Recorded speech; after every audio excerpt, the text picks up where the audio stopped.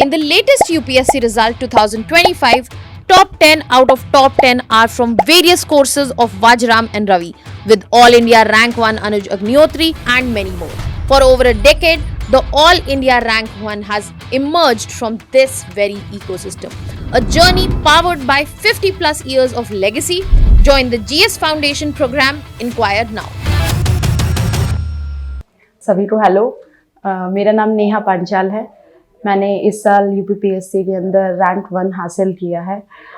मैंने अपनी प्रारंभिक शिक्षा दिल्ली से ही की है, जिसमें मैंने अपना 10th और 12th जो क्लास है वो Motiram memorial girls senior secondary school से किया है। आफ्टर दैट मैंने अपना जो बीकॉम है वो शामलाल कॉलेज दिल्ली यूनिवर्सिटी से किया है, और उसके बाद मैंने अपना मास्टर्स जो है वो political science and international relation से किया इग्नू से।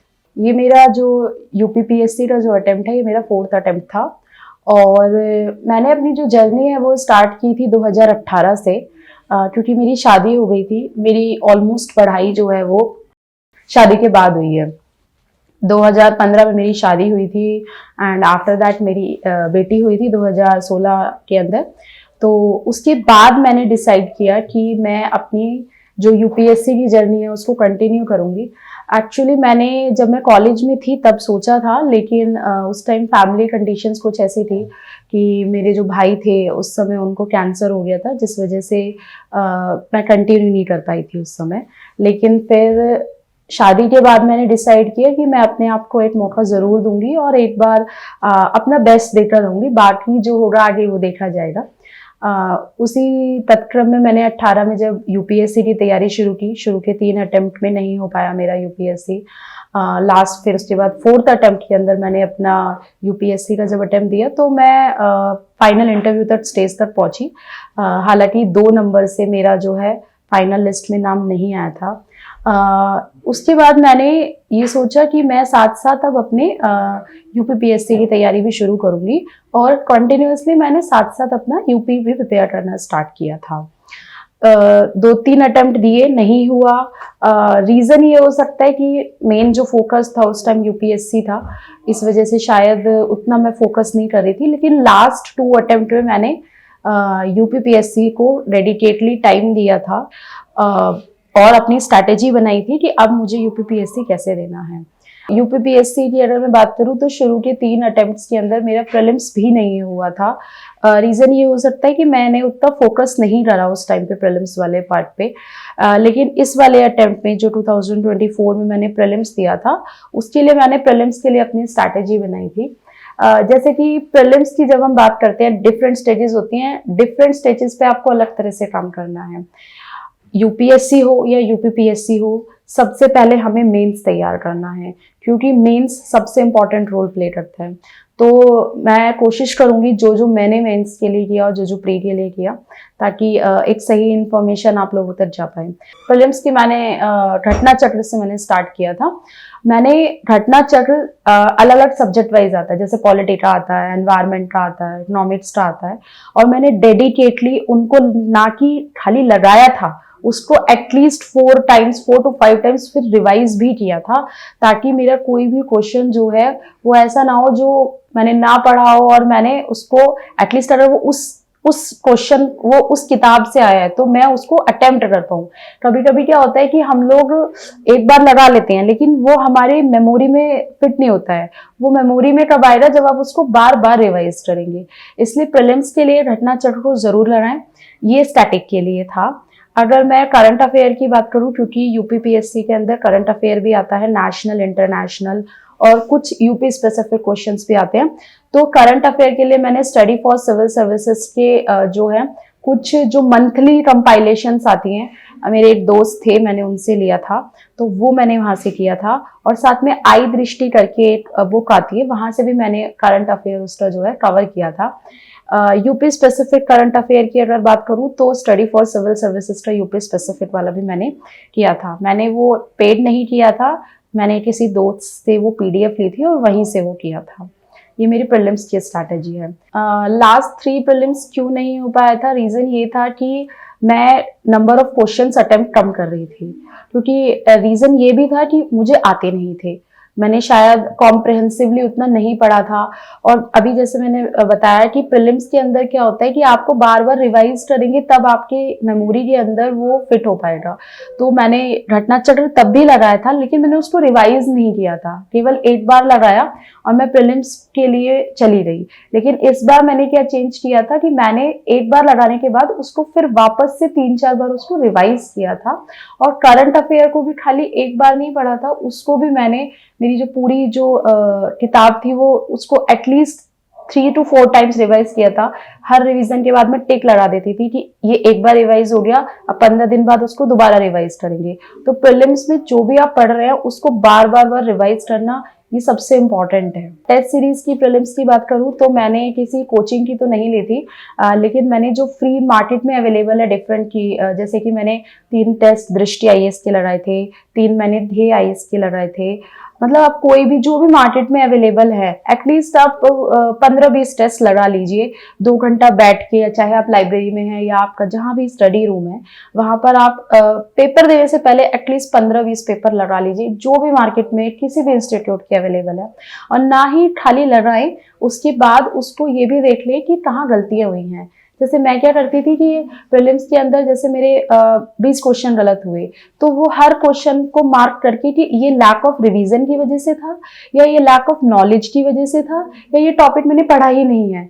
तो नंबर ऑफ क्वेश्चंस अगर लैक ऑफ रिवीजन वाले ज्यादा आ रहे हैं तो मुझे पता लग गया कि अच्छा रिवीजन में कमी है। अगर नंबर ऑफ क्वेश्चंस ज्यादा आ रहे हैं कि वो कॉन्सेप्ट ही नहीं पता, इसका मतलब बेसिक्स में कहीं प्रॉब्लम है। तो इससे आपको ये पता एनालाइज हो जाएगा आपको कि एक्चुअली प्रीलिम्स में रिवीजन की कमी हो रही है या आपका कंसेप्ट ही क्लियर नहीं हुआ है। उसके बाद मेंस की अगर मैं बात करूँ तो जैसे हम प्रीलिम्स के अंदर क्या होता है बार बार रिवाइज करते हैं और टेस्ट लगाते हैं। Mains is all about answer writing, आपको बहुत ज़्यादा आंसर राइटिंग करना पड़ेगा। मैंने लगभग 30-35 टेस्ट लगाए होंगे पेपर देने से पहले। और इसके अंदर मैं अगर जीएस वाइज बताती हूँ, क्योंकि 8 पेपर होते हैं, जीएस 1, 2, 3, 4 ये आपके बेसिक पेपर्स हो गए। उसके बाद आपका 5 और 6 जो है वो हो गया क्या बोलते हैं यूपी स्पेसिफिक वाला। एक आपका हिंदी का पेपर हो गया और एक आपका एसए का पेपर हो गया। सबसे पहले हिंदी और एसए का पेपर होता है, क्योंकि इंग्लिश मीडियम से थी, हिंदी का पेपर के लिए बहुत डिफिकल्ट लग रहा था, बहुत लंबे समय से हिंदी नहीं पढ़ा था। तो हिंदी मीडियम वालों के लिए लिटिल बिट थोड़ा इजी होता है, इंग्लिश मीडियम वालों के लिए थोड़ा सा मुश्किल होता है। तो जो मैंने किया था, जो मेरे लिए काम किया, मैं वो बताना चाहती हूँ। मैंने क्या किया कि 2 महीने के अंदर मैंने हर दिन 1-1.5 घंटा डेली हिंदी पढ़ा। इससे मेरे ऊपर प्रेशर नहीं आया कि हिंदी अलग से करना है। तो मेरे पास एक पीडीएफ था जिसमें सारा प्रीवियस ईयर क्वेश्चंस में जितने भी गद्यांश आए थे और जितना भी लेटर आया था, उसके अंदर लेटर राइटिंग का एक पोर्शन आता है, कुछ पोर्शन ग्रामर वर्क का आता है, मुहावरे आते हैं। मैंने जितने भी प्रीवियस ईयर क्वेश्चंस थे वो सारे के सारे लगाए थे, उनको रटा था, क्योंकि हिंदी के अंदर मुहावरे में आपको रटना है, विलोम शब्द आपको रटना है, उसके लिए कोई कंसेप्ट नहीं है। अगर आपके पास जितना ज्यादा आपकी डिक्शनरी मजबूत होगी, पेपर में चांसेस है कि उतने ज्यादा क्वेश्चंस आ जाए। तो जो भी प्रीवियस ईयर क्वेश्चंस हैं वो आप लगा ले सारे हिंदी के लिए, खाली मैंने प्रीवियस ईयर लगाए थे। और एक मेरे पास कोई किताब थी मेरे पास जिसमें आरओ का जो यूपीपीएससी के जो पेपर्स होते हैं उसमें भी हिंदी आती है, आरओ वाले भी, वो वाले पेपर्स भी मैंने लगाए थे, खाली यूपीपीएससी वाले नहीं। बाकी जो यूपीपीएससी में इस लेवल के एग्जाम हो रहे वहां पे जो हिंदी पोर्शन आया है मैंने वो भी लगाया था। तो ये हिंदी वाली बात हुई। साथ में हिंदी में एक काम और करें, क्योंकि काफी लंबा समय हो जाता है लिखे हुए, तो शब्द मुंह में नहीं आते हैं, अच्छे शब्द जो हम लिखते हैं। तो कोशिश करें कि आप जो है थोड़ा थोड़ा डेली 10-15 मिनट हिंदी लिख के देख ले, जिससे आपका डिक्शनरी मजबूत हो जाए। उसके बाद हम एस्से की बात करते हैं। एस्से में क्या किया, एस्से में भी मैंने प्रीवियस ईयर लगाए थे, क्योंकि मैंने यूपीएससी के टाइम पे भी एस्से लिखे थे, तो मेरे पास ऑलरेडी एक एस्से लिखने का थोड़ा एक्सपीरियंस था। लेकिन जो भी न्यू है, जिन्होंने पहले कोई एस्से नहीं लिखा, एकदम से एस्से लिखने में डिफिकल्टी होती है। तो आप क्या करें एस्से के लिए, उसमें 3-4 अप्रोचेस होती हैं एस्से लिखने के लिए। जैसे आप किसी एनेक्डोट से स्टार्ट कर सकते हैं कोई भी एस्से। एक लूप होता है कि आपने जैसे कोई एनेक्डोट लिखा, स्टार्ट किया, एंडिंग जब करें उसकी तो भी उस लूप पे खत्म करें, जिससे एग्जामिनर को ऐसा लगे कि हम कोई स्टोरी पढ़ रहे हैं। एक तरीका है ऐसे लिखने का, बहुत सारे तरीके होते हैं, मतलब वन ऑफ द वे जो था मेरा एक एस्से में, जब मैंने 3 एस्से लिखते हैं तो एक में मैंने ये किया था। और कुछ कोट्स अपनी रेडीमेड तैयार रखिए जो आप ऐसे में डाल सकें, ताकि उससे थोड़ा सा प्रभावित लगे आपका ऐसे की, जैसे कोई पोयम हुआ, कोई कोट हुआ, इस तरह का आप उसमें डाल दें तो थोड़ा सा ऐसे बाकी सबसे यूनिक लगेगा आपका। और प्रीवियस ईयर के जितने भी ऐसे थे, क्योंकि यूपीपीएससी में क्या होता है कि आपके पास थीम्स हैं, जैसे लिटरेचर से उसमें हर बार आ रहा है, एग्रीकल्चर से हर बार आ रहा है, विमेन से हर बार आ रहा है, तो आप इनके ऊपर कुछ डाटा, कुछ फैक्ट्स, कोई अच्छे कोट्स, कि अगर विमेन के ऊपर कोई ऐसे आएगा तो मैं उसमें ये वाला कोट डालूंगी ही डालूंगी, ऐसा कुछ आप तैयार करें। ऐसे के लिए कुछ बाहर से ऐसे कुछ उठाने की जरूरत नहीं है, it's all about the writing part.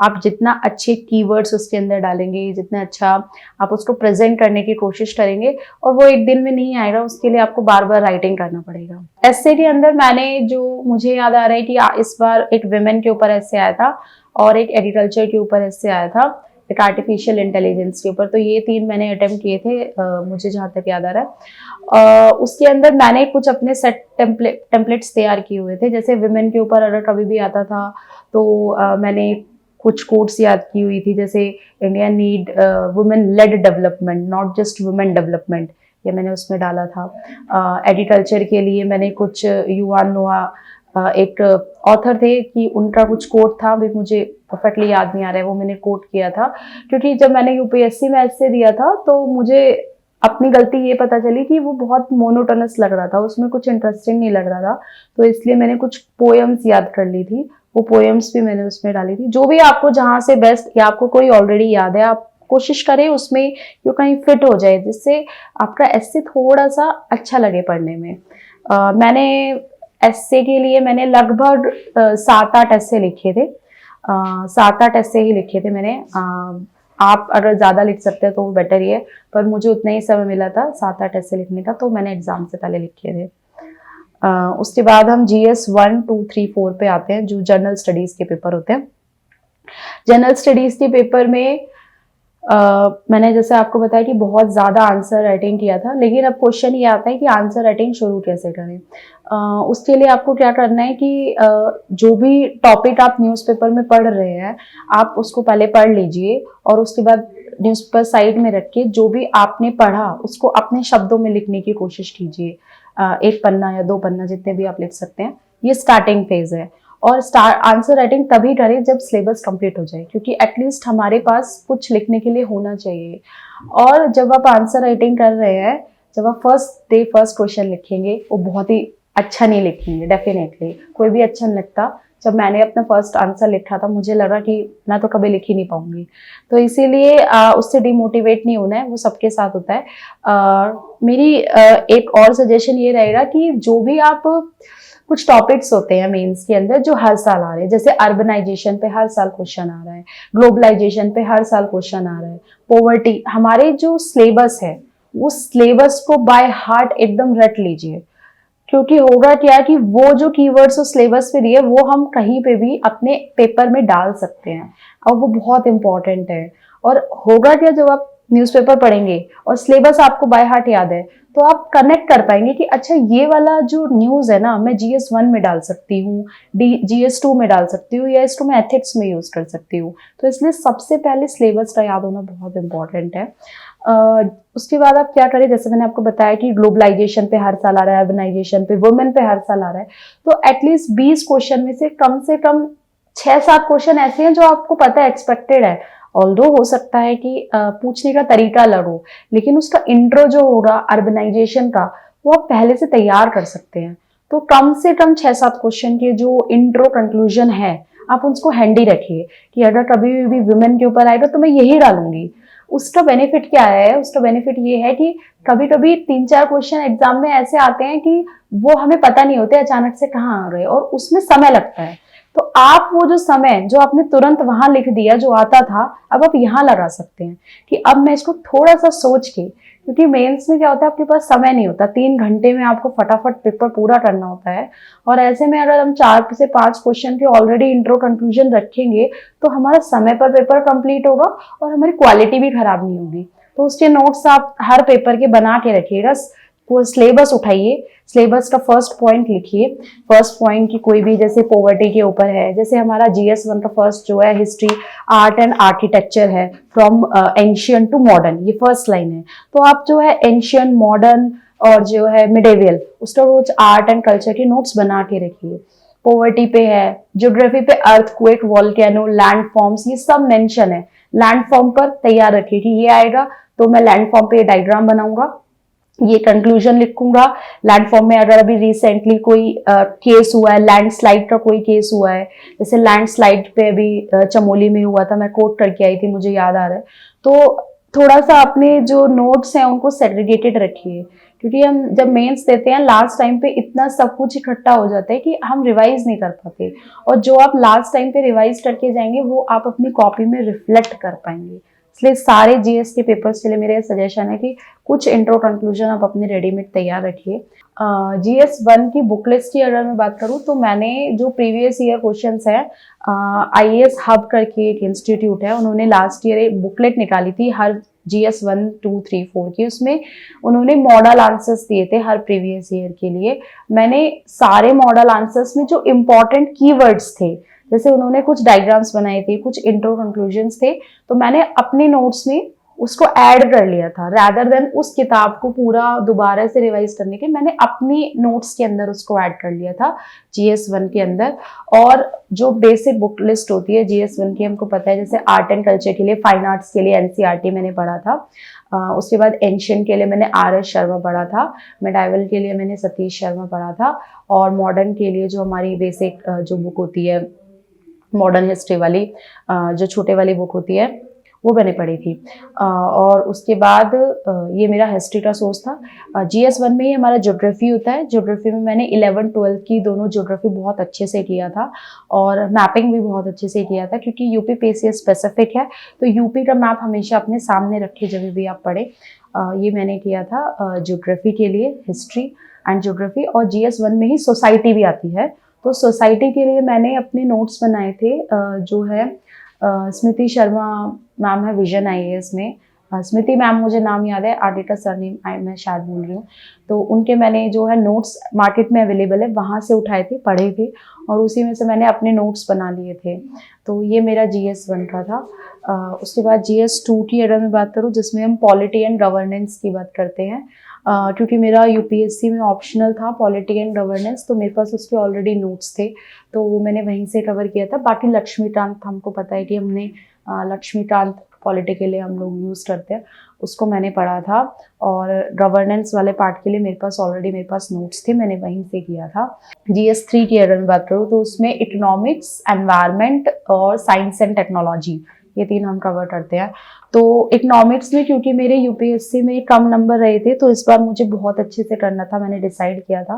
Economics में मैंने क्या किया था कि जो जितना भी डाटा, फैक्ट्स और फिगर्स होता है गवर्नमेंट साइड से, उसको उठाया था। और बजट और इकोनॉमिक्स सर्वे मैंने जो है नेक्स्ट IAS में विभाष झा सर है, उनका वीडियो है इकोनॉमिक्स सर्वे का, लगभग 8-10 उसमें वीडियो थे, मैंने वो बहुत अच्छे से देखे थे, क्योंकि उसमें क्रक्स बताया गया था कि हमारी इकोनॉमी में क्या क्या चल रहा है, और वो सब मैंने उसमें कोट किया था।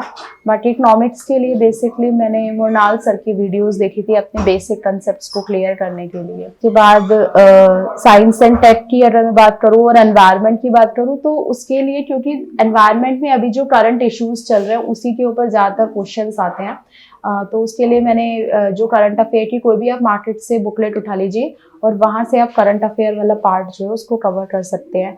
जैसे साइंस एंड टेक और एनवायरनमेंट क्या होता है कि ये बहुत ही करंट ओरिएंटेड क्वेश्चंस आते हैं यहाँ से, क्लाइमेट चेंज का आ गया, या अभी कोई कॉप समिट हुआ है उसका आ गया, तो वो करंट अफेयर से आप वहाँ से कर सकते हैं। बाकी यही मैंने GS3 में किया था। GS4 की अगर मैं बात करूँ तो ethics one of the most important subject है, बहुत स्कोरिंग सब्जेक्ट है कि आप कम समय में बहुत अच्छा स्कोर कर सकते हैं। एथिक्स के लिए जब मैंने अपनी तैयारी शुरू की थी, तो मैंने लुकमान IAS से कुछ वीडियोस देखी थी, वहाँ से मैंने किया था, और प्रीवियस ईयर क्वेश्चंस मैंने एथिक्स के लगाए थे।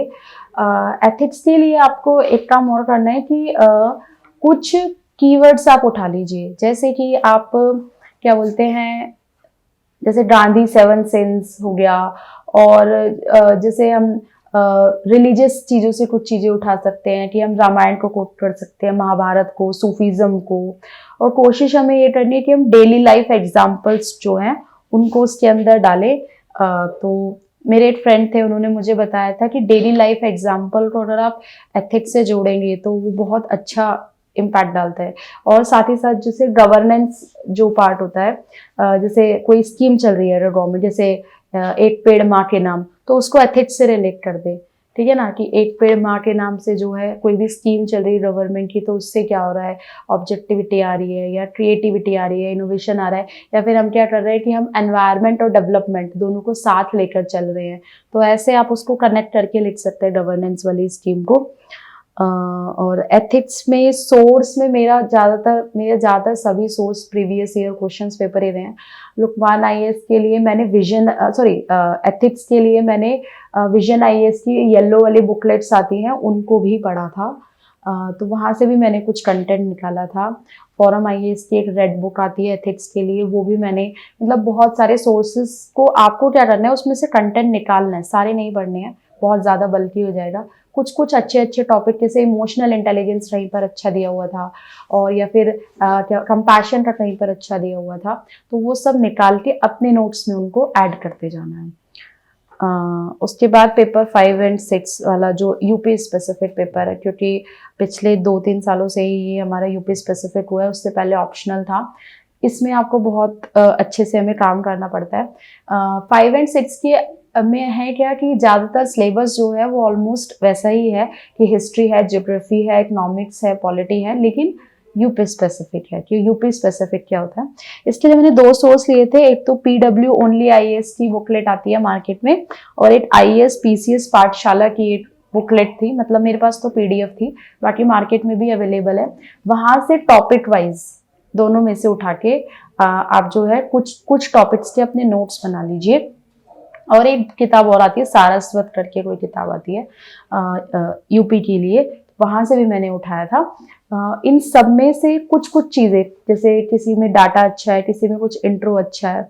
जैसे यूपी में यूपी का पूछ लिया, हड़प्पन सिविलाइजेशन हम जैसे पढ़ते हैं, तो हम नॉर्मली हिस्ट्री में भी पढ़ते हैं, लेकिन यूपी की जो साइट्स हैं, क्योंकि यूपी स्पेसिफिक है तो हमें यूपी की साइट्स डालनी पड़ेंगी, तो वैसा कंटेंट मैप जरूर बना लीजिए, कोशिश कीजिए यूपी में यूपी का मैप बना लीजिए, और उसमें जो जो साइट्स हैं यूपी की वो डाल दीजिए।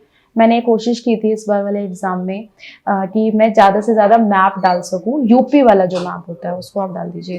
करंट अफेयर के लिए मैं ज़्यादातर यूट्यूब सोर्स यूज़ करती थी। स्टडी आईक्यू में जो करंट अफेयर चलता था, जो भी नेशनल या इंटरनेशनल करंट अफेयर है, वो मैं वहाँ से पढ़ लेती थी।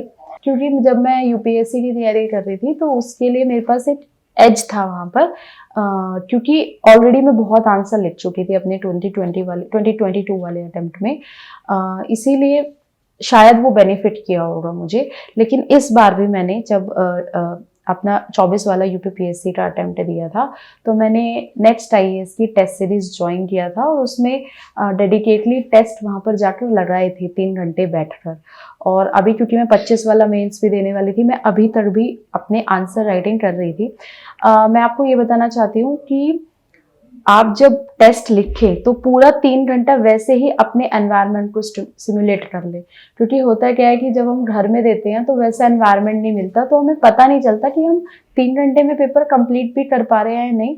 तो टाइमर के साथ ही वो पेपर आप लगाएं, तभी आपको पता चल पाएगा कि आप 3 घंटे में कैसा कंटेंट लिख रहे हैं और अच्छा कंटेंट आपकी कॉपी में रिफ्लेक्ट हो रहा है या नहीं।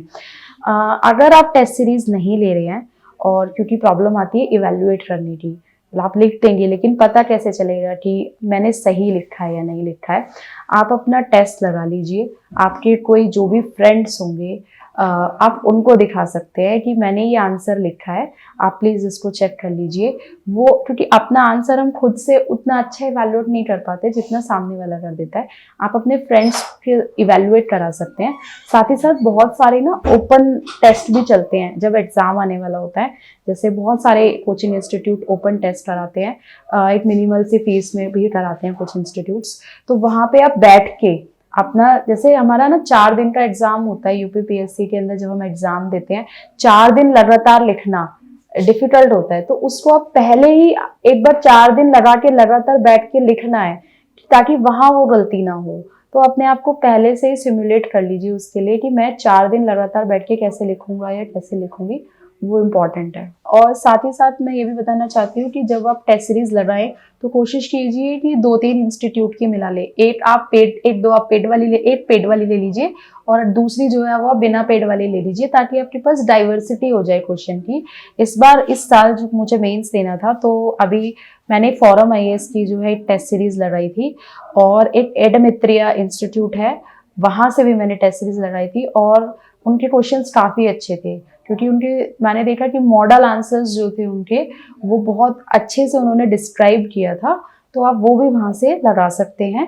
और उसका जो फीस भी था वो उतना मतलब बहुत ज़्यादा नहीं था, मिनिमम था, तो वो एक अच्छा ऑप्शन हो सकता है। हालांकि मैंने मेंस नहीं दिया, लेकिन मैं पूरा टेस्ट वहाँ से लगाई थी। फॉरम आईएएस में मैंने वहाँ पे इंस्टीट्यूट में जाके लगाए थे टेस्ट 3-3 घंटे के, 3 घंटे सुबह की शिफ्ट में, 3 घंटे शाम की शिफ्ट में, जैसे हमारा नॉर्मल पेपर होता है। और जो ऑनलाइन मैंने एडमित्रिया वाला लगाए थे वो मैंने घर पे 3 घंटे बैठ के मैं अलार्म लगा देती थी और अपना रूम बंद कर लेती थी ताकि कोई डिस्टरबेंस ना हो, और तब लगाती थी और फिर उसको फोटो खींच के इवेल्युएट करा देती थी। तो दोनों तरीके से ही मैंने लगाए हैं। मतलब मैं बस ये बताना चाहती हूँ आपको कि आप बिल्कुल पेपर देने से पहले अपने आप को उस कंडीशन में उस एग्जाम को लिखना आना चाहिए। हम लोगों को जो भी फर्स्ट टाइमर हैं उनके लिए मैं ये बोलना चाहूँगी कि आप लोग सबसे पहले अपना मेंस तैयार करें, क्योंकि that was the biggest mistake I did. क्योंकि मैंने जब अपना यूपीएससी का अटेम्प्ट दिया था उस दौरान मैंने अपनी मेंस की तैयारी नहीं करी थी, इसलिए मेरा उतना अच्छा स्कोर नहीं आया था। तो सबसे पहले आप अपना सिलेबस कंप्लीट कर लें। एकदम से आंसर राइटिंग करने ना बैठे, क्योंकि हमें पता भी होना चाहिए कि हमें क्या लिखना है। पहले अपना बेसिक कंसेप्ट्स के जितना भी सिलेबस है, पॉलिटी, हिस्ट्री, ज्योग्राफी, इकोनॉमिक्स, वो सब कंप्लीट कर लें। उसके बाद आप अपना मेंस के अंदर क्या करेंगे, जो भी सिलेबस है पॉइंट वाइज एक पॉइंट लिखेंगे और एक पेपर बनाएंगे जिसपे सिंपल क्रिस्प नोट हो, और फिर पूरे साल हम उसके अंदर जो है ऐड करते रहेंगे, अटैच करते रहना, पेपर स्टेपल करते रहना, जो भी आपका एडिशन होता जाता है। लास्ट में एग्जाम के टाइम फिर हम उसको छोटा कर लेते हैं। तो आप क्या करें कि पहले मेंस की तैयारी करें। मेंस में ही प्रीलिम्स की भी तैयारी होती है। जब प्रीलिम्स आने वाला हो तो उसके लगभग 3 महीने पहले आप कंप्लीटली प्रीलिम्स पे शिफ्ट हो जाए। जो भी फर्स्ट टाइमर है उनके लिए स्पेसिफिकली बोलना चाहूँगी कि होता क्या है कि हम पूरे साल प्रीलिम्स में लगे रहते हैं। प्रीलिम्स क्लियर हो गया, लेकिन अल्टीमेटली गोल प्रीलिम्स क्लियर करना नहीं है, मेंस क्लियर करके लास्ट तक जाना है। पहले मेंस कंप्लीट कर लें, लास्ट के 3-4 महीने में आप प्रीलिम्स अच्छे से टेस्ट पेपर लगाएं जितने भी हो सकते हैं, मतलब मल्टीपल टेस्ट लगाएं प्रीलिम्स के लिए तो, और डेडिकेटली प्रीलिम्स को टाइम दें। और उसके बाद फिर जो आपको समय मिलेगा प्रीलिम्स का रिजल्ट आने के बाद और मेंस तक, तब हम वो नोट्स निकालेंगे जो मेंस में करे थे, और फिर हम उसमें से ढूंढेंगे कि अब इसको छोटा कैसे करना है और ये हमारे कैसे काम आ सकता है। और मैंने साथ में ये भी सीखा है कि पहले कुछ अटेम्प्ट्स में क्या हुआ था कि मैं मल्टीपल सोर्सेज से पढ़ रही थी।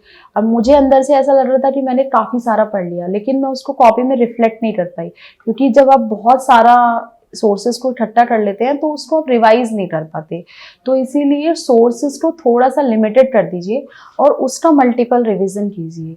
मेरी प्रीलिम्स में भी ये गलती हुई थी कि मैंने स्टैटिक को कम इम्पोर्टेंस दी और करंट अफेयर को ज़्यादा, जबकि हमें स्टैटिक को ज़्यादा इम्पोर्टेंट देनी है और करंट अफेयर को भी देनी है, बट लिटिल बिट उससे कम। स्टैटिक सबसे इम्पोर्टेंट है, क्योंकि है क्या कि 60-70% स्टैटिक वाला पार्ट आ रहा है और वो सबका सही हो रहा है। तो अगर वो आपका गलत है तो फिर हम रेस में तो है ही नहीं। करंट अफेयर उसके बाद आता है, और करंट अफेयर एक लॉन्ग प्रोसेस है, उसको आपको डेली पढ़ना है। जब आप न्यूज़पेपर पढ़ रहे हैं तो आपके पास डेली न्यूज़ आ रही है। अब अगर मैं 1 महीने के अंदर पूरे साल का करंट अफेयर पढ़ूँ तो वो पॉसिबल नहीं है, तो वो डेली एक्सरसाइज है। लेकिन स्टैटिक को हमें बार बार रिवाइज करना है। ये मेरी एक बहुत बड़ी गलती थी। मेंस में जो मुझे सबसे बड़ी गलती लगती है वो ये लगती है कि उस समय पे मैंने पहले मेंस तैयार नहीं किया था, मैं सीधे प्रीलिम्स पे, और फिर मुझे लगा कि प्रीलिम्स के बाद मेंस देखेंगे।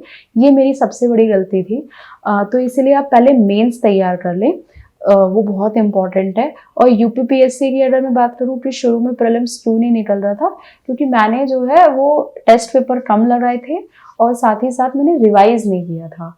तो इसलिए मेरा लास्ट जो 3 अटेम्प्ट्स थे वो नहीं निकला था, लेकिन इस बार मैंने प्रॉपरली अपना घटना चक्र मैंने बताया था उसको बहुत बार रिवाइज किया था, और टेस्ट पेपर भी मैंने 15-20 टेस्ट जो है वो लगाए थे। मेरा शायद कम इसलिए लगाए थे क्योंकि उससे पहले मैंने यूपीएससी का भी अटेम्प्ट दिया था, तो उसमें मैंने बहुत सारे टेस्ट लगाए थे, तो मल्टीपल अगर मैं कहूँ तो 30-35 टेस्ट हो गए थे।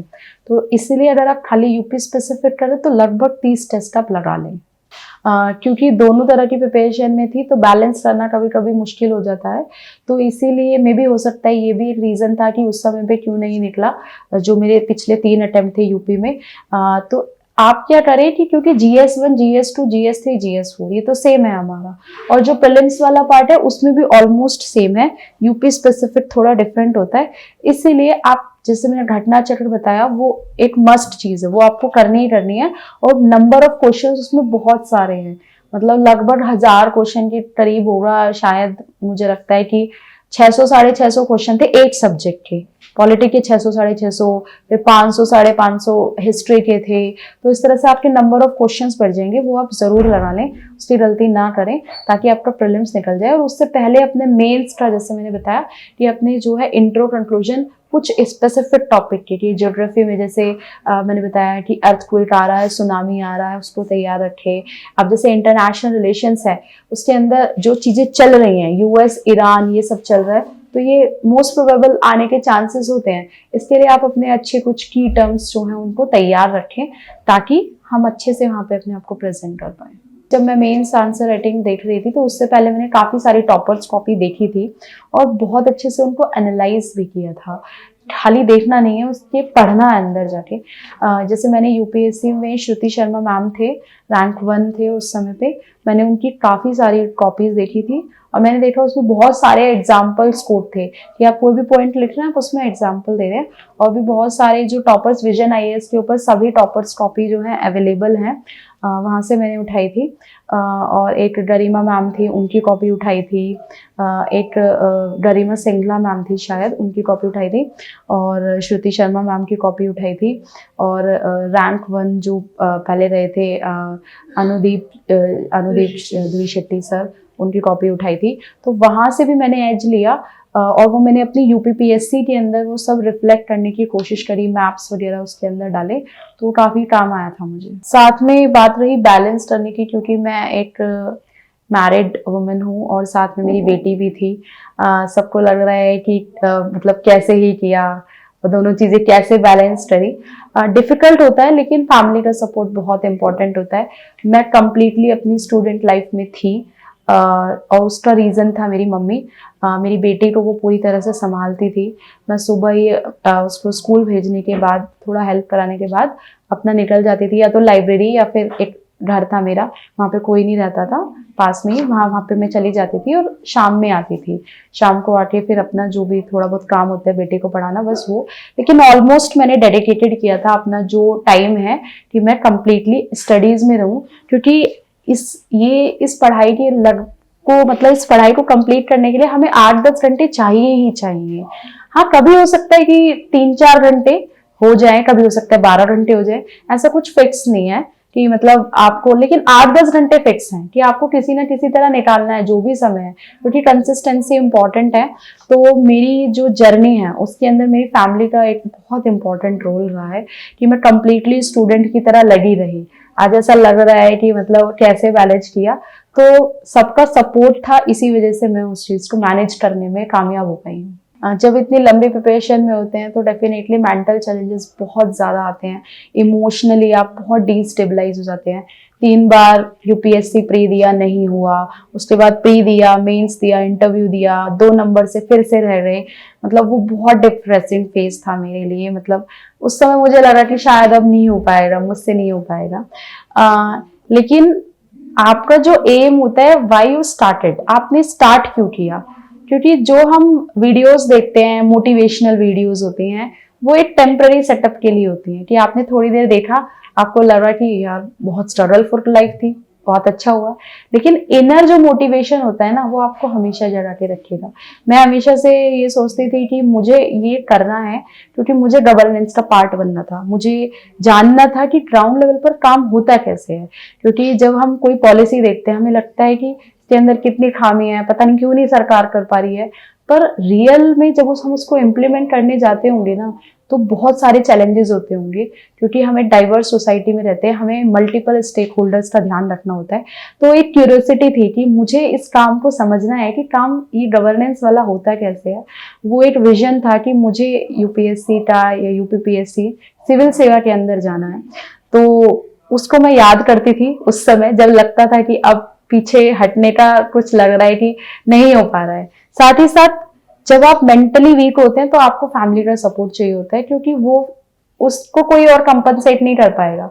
अगर आपकी फैमिली ने आपको ये बोल दिया कि नहीं नहीं तुम लगे रहो, वो इनफ होता है आपके करने के लिए कि ठीक है वो मुझे सपोर्ट कर रहे हैं तो मुझे भी अपना एक बार और बेस्ट देना चाहिए। और उस एक बार के चक्कर में आप अपनी मंजिल तक पहुंच जाएंगे, ये मेरा विश्वास है। क्योंकि मैरिड लाइफ में थी, डेफिनेटली चैलेंजेस आएंगे।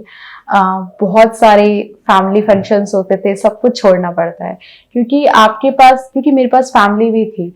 मुझे समय निकालना पड़ता था अपनी बेटी को पढ़ाने के लिए। कभी पीटीएम होता था तो मैं जा ही नहीं पाती थी। वो कभी कभी मुझसे क्वेश्चन भी करती थी कि मम्मा आप मुझे तो कभी पढ़ाते ही नहीं हो, आप तो खुद ही पढ़ते रहते हो।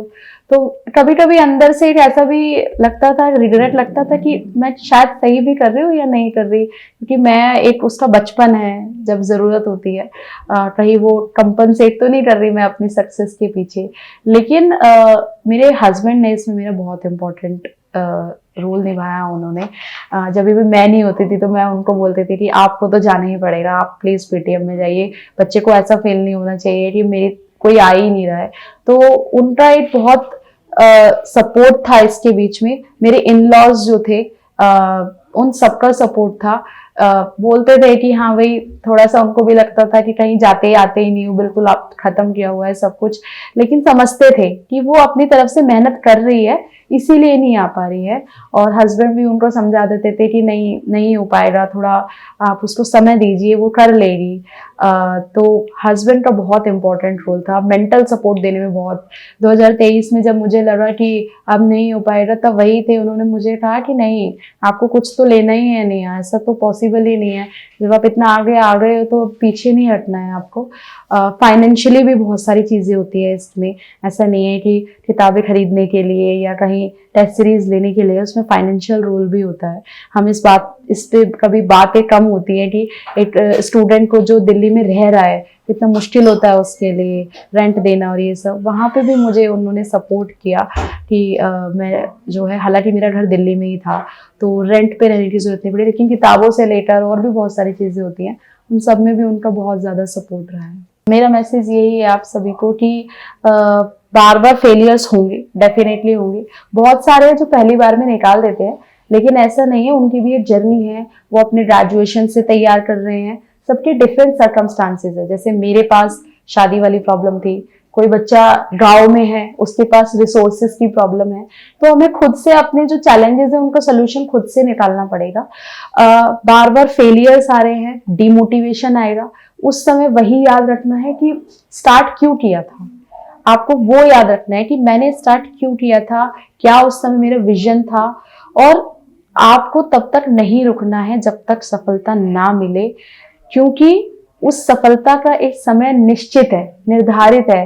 एक ईश्वर का भी उसके अंदर हाथ होता है कि भाई इस समय तक आपको मिलेगी, और उस वक्त तक आने तक आपको लगे रहना है। डिमोटिवेशन हो रहा है, डेफिनेटली हो रहा है, यार दोस्तों से मिलिए जो आपके ऑलरेडी सेलेक्टेड हैं, उनसे बात कीजिए। आपके कुछ मेंटर्स होंगे, उनसे मिलिए। वो मेंटर्स आपको समझाएंगे कि पहले भी बहुत सारे ऐसे बच्चे रहे हैं जो लगातार 4 बार 5 बार फेल हुए हैं और फिर सीधे यूपीएससी में, यूपीपीसीएस में उन्होंने टॉप रैंक हासिल किए हैं। तो डीमोटिवेट नहीं होना है, लगे रहना है जब तक अपनी मंजिल ना मिल जाए। साथ ही मैं ये बताना चाहूंगी कि आपके पूरी जर्नी में एक ऐसा मेंटर हो जो आपको सही गाइड करे। जैसे मैं अमित गर्ग जो थे आईएएस सेतु के अंदर मेरे सर हैं, मैं उनसे लगातार टच में थी कि सर प्रीलिम्स में क्या करना है, मेंस में क्या करना है। उन्होंने मुझे बिल्कुल सही सही गाइड किया था। और उसके ऊपर स्टिक भी रहना है कि अगर कोई मेंटर बता रहा है, आप उस पर विश्वास कर रहे हैं, तो अगर आपको लग रहा है कि वो चीज़ मेरे काम आएगी तो उस पर काम भी करें। वैसे मैंने कहीं पे भी कोई भी कोचिंग नहीं लिया है अपनी मेंस के रिगार्डिंग या प्री के रिगार्डिंग। जो भी रिसोर्सेज थे या जो भी मैंने टेस्ट सीरीज दी थी वो मैं आपको सब बता चुकी हूँ। इंटरव्यू के लिए मैंने जो है अलग अलग तीन जगह मैंने मॉक दिया था, उसके अलावा मैंने कहीं पर भी कोई भी यूपीपीएससी के लिए कोई भी कोचिंग नहीं ली है। टेस्ट सीरीज ली थी फॉरम आईएएस में, एडमित्रिया में और नेक्स्ट आईएएस में मेंस की टेस्ट सीरीज ली थी। प्रीलिम्स के लिए मैंने केवल बाहर मार्केट से लड़ाए थे और इंटरव्यू गाइडेंस प्रोग्राम के लिए ही केवल मैं इंस्टीट्यूट से जुड़ी थी। उसके अलावा मेरा किसी इंस्टीट्यूट से कोई जुड़ाव नहीं है बाकी प्रिपरेशन को लेके। बाकी बहुत सारे मेरे मेंटर्स रहे हैं जिन्होंने मेरे व्यक्तित्व के अंदर मुझे बदलाव लगा कि उनसे मिलने के बाद मुझे लगा कि हाँ, जैसे अनिल स्वरूप सर हैं स्टडी आईक्यू से, उनसे मेरी काफ़ी बार जो है यूपीएससी के रिगार्डिंग जब मैंने इंटरव्यू दिया था तब बात हुई थी कि आपको इंटरव्यू में अपना कैसे बेस्ट देना है, क्योंकि इंटरव्यू में हमें क्या लगता है कि पता नहीं क्या होगा उसके अंदर। आपको वहाँ ऑनेस्ट रहना है बिकॉज उनके पास बहुत बड़ा एक्सपीरियंस है, उनके पास लगभग 70-80 साल का एक्सपीरियंस है टोटल। अगर क्यूमुलेटिव वे में लड़ा जाए वो तुरंत आपको पकड़ लेंगे अगर आपने कोई भी झूठ बोला है। सच्चाई के साथ जवाब दे, जो भी आप जवाब दे रहे, जो भी आपकी अचीवमेंट्स हैं, फेलियर्स हैं, वो आपसे कुछ पूछ रहे हैं, तो बिल्कुल सच्चाई से जवाब दे। और वहाँ पे जब मैंने इंटरव्यू दिया था वो बहुत ज़्यादा कॉर्डियल थे। उन्होंने मतलब बहुत सबसे पहले मुझे आराम से बिठाया कि बेटा आराम से आप इंटरव्यू दीजिए और बिल्कुल भी इंटरव्यू के लिए घबराने वाली कोई बात नहीं है। मॉक इंटरव्यूज के लिए मैंने PWIS में मॉक इंटरव्यू दिया था, स्टडी आईक्यू में मॉक इंटरव्यू दिया था और वाजीराव रेड्डी में मॉक इंटरव्यू दिया था। 3 मॉक इंटरव्यूज दिए थे। मॉक इंटरव्यूज में क्या होता है कि आपको पता लग जाता है कि आपकी बॉडी लैंग्वेज आपको क्या रखनी है, आपका वॉइस मॉड्यूलेशन कितना तेज बोलना है, कितना कम बोलना है, स्माइल बहुत ज़्यादा नहीं करना। जैसे मेरे जब मैं दे रही थी मॉक इंटरव्यू उसमें मुझे बोला गया कि आप नॉड बहुत ज़्यादा कर रहे हो, सर बहुत ज़्यादा बार हिला रहे हो, तो मैंने उस पर काम किया। तो ये सब चीज़ें आपको पता चलती है जब आप, क्योंकि जब हम तैयारी में होते हैं, हम एक बंद कमरे में काम कर रहे हैं, हमें ज़्यादा सोशल स्किल हमारी थोड़ी थोड़ी ख़त्म सी होती जाती है क्योंकि हमारा सर्कल जो दायरा है वो कम हो जाता है। और अब हमें ऐसे बातचीत करनी है कि हम जो है वहाँ पे अपने आप को प्रेजेंट कर सके। मॉक केवल इसलिए है कि आप अपने आप को प्रेजेंट करना सीख सके। अगर फीडबैक पॉजिटिव आता है that is very good, negative आता है उस पर काम करना है, उससे घबराना नहीं है। रियल इंटरव्यू की बात करूँ तो लाइफ टाइम एक्सपीरियंस था, बहुत अच्छा था। मैं फर्स्ट कैंडिडेट थी और मुझे आज भी याद है कि मैं जैसे ही आई बस मैं अंदर एंट्री किया और उन्होंने मुझे बोला कि आपका इंटरव्यू है, तो मुझे बिल्कुल संभलने का टाइम नहीं मिला और मैं जैसे ही अंदर गई सर ने फर्स्ट क्वेश्चन पूछा कि माँ क्या होती है, डिफाइन करिए माँ को। तो वो मैंने अच्छे से डिफाइन किया था, हालांकि कि सर माँ को तो डिफाइन करना ही अपने आप में बड़ी बात है, उसके लिए तो डेफिनेशन कम पड़ जाएगी। उसके बाद उन्होंने काफ़ी सारे क्वेश्चंस पूछे थे जैसे कि यूपी स्पेसिफिक प्रॉब्लम्स क्या होती हैं, क्या क्या यूपीज में चैलेंजेस हैं वो बताइए, एज अ वुमेन कैंडिडेट आप क्या महिलाओं के लिए करेंगी। कुछ सिचुएशन बेस्ड क्वेश्चंस भी थे, केस स्टडी टाइप वो क्वेश्चंस भी थे। साथ ही साथ क्योंकि मैंने मास्टर्स पॉलिटिकल साइंस में किया था, एक मेंबर थे उन्होंने मुझसे पॉलिटिकल साइंस इंटरनेशनल रिलेशंस के रिगार्डिंग भी बहुत सारे क्वेश्चंस पूछे थे। एथिक्स, ऑनेस्टी, आपकी 3 क्वालिटीज बताइए, उसके बारे में पूछा था। ओवरऑल इंटरव्यू बहुत अच्छा था, लगभग 20 मिनट के करीब, 20-25 मिनट के करीब मेरा इंटरव्यू चला था। सोशल मीडिया की मैं बात करूँ तो बिल्कुल कोशिश कीजिए कि आप अपने आप को कट ऑफ कर लें, क्योंकि होता क्या है कि बहुत ज़्यादा डिस्ट्रैक्शन होता है। हालांकि हम चैट जीपीटी और उसको यूज़ कर सकते हैं अपनी स्टडीज़ में, लेकिन पॉजिटिव वे में। मैं किसी भी तरह के अकाउंट को उस टाइम पे यूज़ नहीं करी थी, ना फेसबुक, ना इंस्टाग्राम, ट्विटर, कुछ नहीं था। व्हाट्सएप और टेलीग्राम यूज़ किया था केवल रिसोर्सेज के एक्सचेंजेस के लिए कि जो भी मेरे पास आ रहे हैं मैं उसको वहाँ से पढ़ सकूँ। तो कोशिश कीजिए कि सोशल मीडिया से आप डिस्ट्रैक्ट ना हो। और लास्ट में मैं यही बोलना चाहूँगी कि आप जो है लगे रहिए। ऐसा लगता है बीच में कि फेलियर्स आ रहे हैं, नहीं हो पाएगा, सबको लगता है, वो नॉर्मल है। आप ये मत सोचिए कि वो केवल आपको लग रहा है। कोई रैंक 1 जो है, अगर मैं आज पेपर देने जाऊं मुझे आज फिर से लग रहा कि मैं पास हो पाऊंगी या नहीं, तो इसलिए प्लीज आप डिमोटिवेट नहीं होइए। जब तक लक्ष्य ना मिले लगे रहिए, एक दिन जरूर आएगा। डेस्टिनी भी बहुत मैटर करती है कि कब सही समय आ गया, तो उस सही समय के आने से पहले ही छोड़ना नहीं है, उस सही समय तक लगे रहना है हमको। डीकेटी में जब भी टॉपर्स आते हैं डेफिनेटली डीकेटी तो हम देखते ही है, बहुत सारे टॉपर्स टॉप मैंने देखे हैं। हालांकि यूपीपीएससी में भी जो लास्ट ईयर टॉपर्स रहे हैं उनकी मैंने स्ट्रैटेजी सुनी थी डीकेटी पे, क्योंकि यहाँ पे मुझे एटलीस्ट सारे रिसोर्सेज मिल रहे थे कि किसने क्या रिसोर्सेज यूज किए, और कई बार ये भी सोचा कि मैं भी डीकेटी पे दूंगी फाइनली आज दिया है डीकेटी पे। तो wishing you all the best जो भी यूपीपीएससी देने जा रहे हैं। अभी मेंस हो रहा है तो आज आई थिंक लास्ट मेंस है आज, और तो आप अच्छे से दीजिए एंड ऑल द बेस्ट।